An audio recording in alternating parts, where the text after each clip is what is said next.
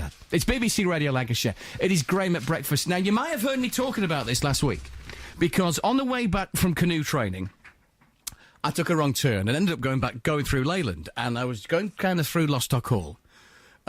Skirting around Lostock Hall, and I thought, what is that? Huge structure, massive structure. Just off the roundabout at Lostock Hall. It's an eye-catching 40-foot wall. It's a metal structure depicting a soldier. And it's getting up just in time for Remembrance Day. And it looks really, really good. And BBC Radio Lancashire's Paul O'Gorman is there for us this morning. Good morning, Paul. Yeah, good morning, Graham. Yeah, it's behind this fence at the minute because they've not finished building it. When you say it looks good, it looks truly spectacular this morning. Yeah, if you can imagine, it's really sunny here. It's a cold day, and the autumn foliage is on the leaves, and it's, well, would I be being impolite, Graham, if I said it's rusty, isn't it? No, but it's like an orange rusty. Yeah, it is. Yeah. And with me is Councillor Cliff Hughes, who's the local councillor for this area, and also Charlie O'Donnell, who's the local historian.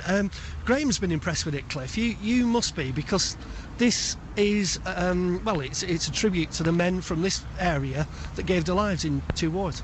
Well, exactly. Like many places, South Ribble has dotted monuments around and about to the First and Second World War, but this really is perhaps the first one in South Ribble that is South Ribble's monument, because it recognises everybody that gave their lives in the wars. And there are more than 600 names on there, and Charlie, you collated them. Quite a task.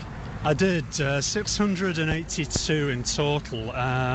It's been about 3 years all told. I've only been involved in this project for about 18 months, but we came together halfway through. And I began by doing a survey of all the different memorials in South Ribble. There were around about 54, and then started getting the details behind that from places like Commonwealth War graves and various other military records. And at the minute, Graham, there's like a trench wall at the back that will have more names on it. This site is, as we say, fenced off, so people haven't got a proper chance to have a look at it just yet. But I imagine, Cliff, that this really will be a centre point, and it is part of a bigger project, isn't it, that people will be able to take part in a park and all sorts. Absolutely, yeah.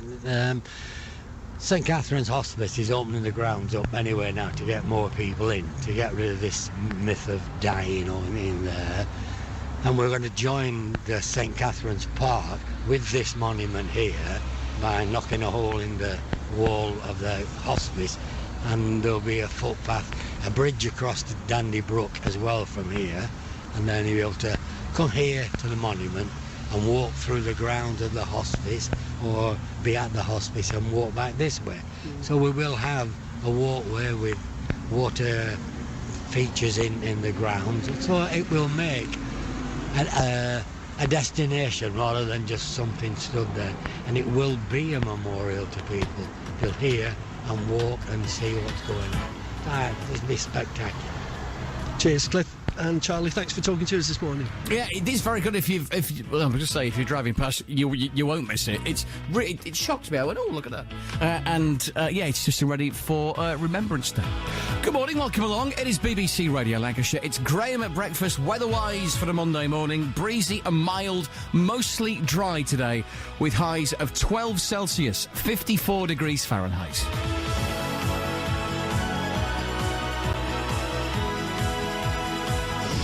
Loving the Red Rose County. On air, on your mobile, and on your PC. This is BBC Radio Lancashire.